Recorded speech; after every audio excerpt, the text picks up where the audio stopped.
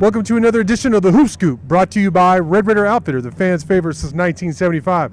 I'm Jared Johnson. I'm joined by the Mighty Joe Yeager. And by the way, Mighty Joe, man, you look ready for summer, man.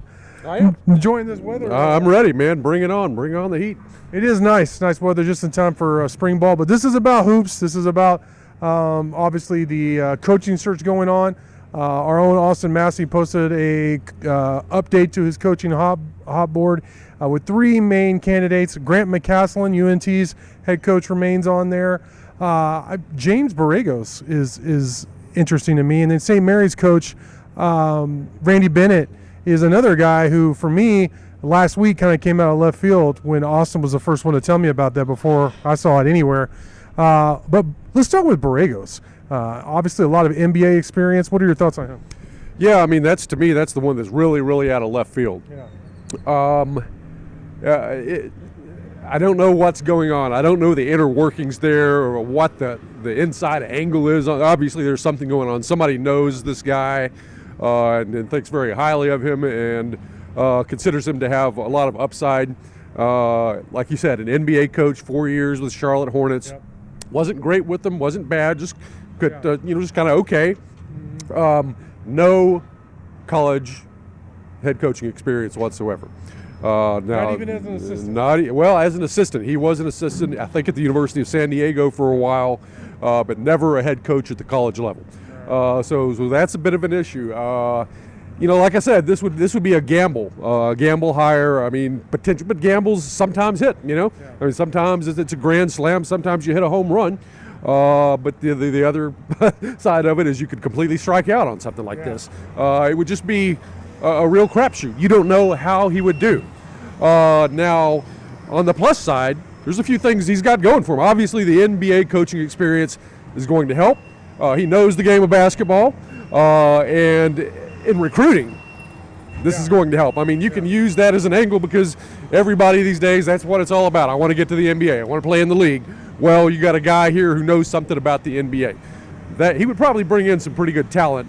And he's 45 years old. It's a perfect age, right in the prime of his coaching career. He's from Albuquerque, New Mexico, which to me, Albuquerque and Lubbock are probably more similar than Lubbock and Houston, or more than Lubbock and Austin, or anything like that. For sure. So he would be very, I think, comfortable working here, living here. So it'd be, as they say, a fit. So there are some things going for him. But yes, I mean, it's just it's a real flyer if you take Borrego. Yeah, I apologize for the construction sound.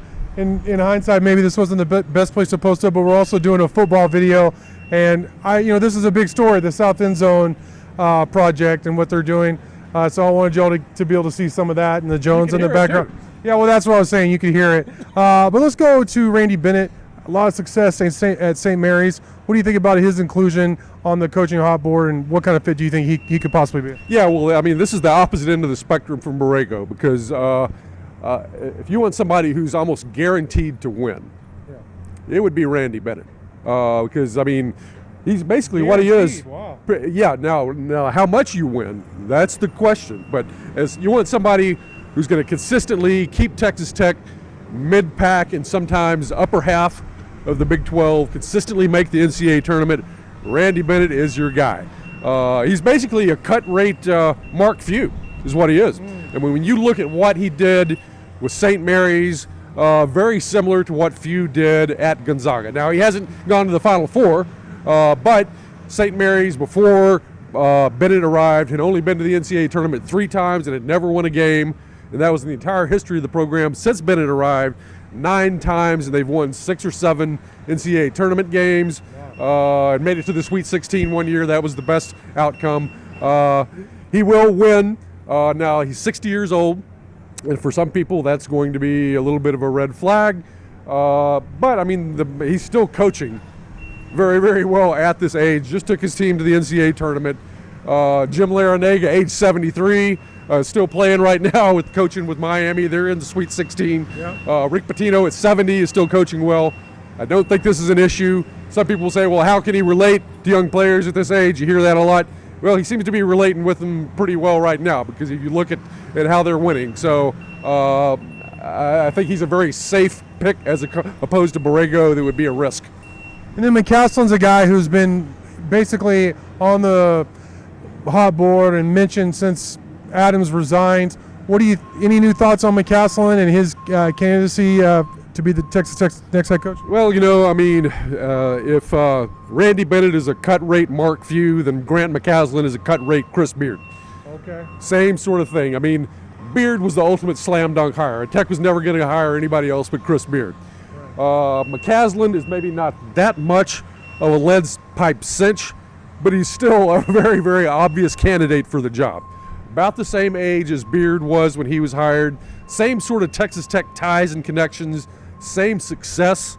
Small college, tough places to win. North Texas versus Little Rock for Chris Beard. Their profile looks very similar. The emphasis on defense so very much. So there's some similarities there, and that's a good thing and a bad thing, I suppose. Right. Now I don't know if he's as gifted a coach as Chris Beard, because may not be 10 other coaches in college basketball who are more talented than Chris Beard. Yeah. But on the other hand, I think he's a lot more stable than Chris Beard. This guy is not likely to get into a brawl with his wife or anything like that. McCasland is a very solid citizen, so you're not going to have to worry about anything like that. But he'd be a very, very sound and solid hire. I would feel pretty confident that he would be successful. Yeah, it seems like the timeline's starting to get to where, in terms of completing the hiring process and announcing a new coach, maybe in the next week or two. Is that what you're thinking, Sam? Yeah, probably so. I mean, the only way that it might be different is if Tech is still very, very interested in somebody who's still coaching right now. And, maybe a Dusty May, the Florida Atlantic.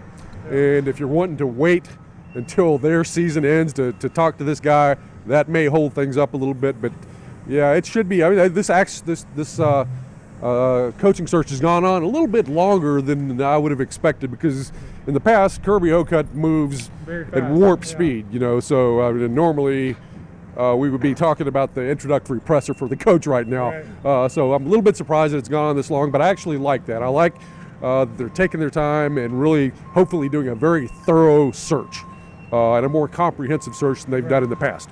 So I like that aspect of it. Well, Joe, you and Austin did a great job so far covering the coaching search. Also have a roster update with who's in the portal, who's still on the roster, all that posted on Inside the Red Raiders. So stay tuned to Inside the Red Raiders for the latest on the coaching search and the roster turnover. But for now, Mighty Joe, great stuff from you as always.